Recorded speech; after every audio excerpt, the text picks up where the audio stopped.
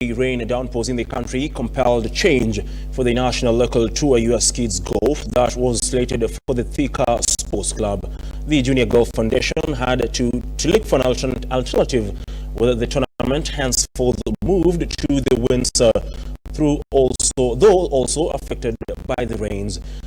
Now, despite the rains, the playoffs were played and Yolanda Yu and George Ikirima emerged victorious in the girls and boys categories respectively after both winning in their tiebreaker sets.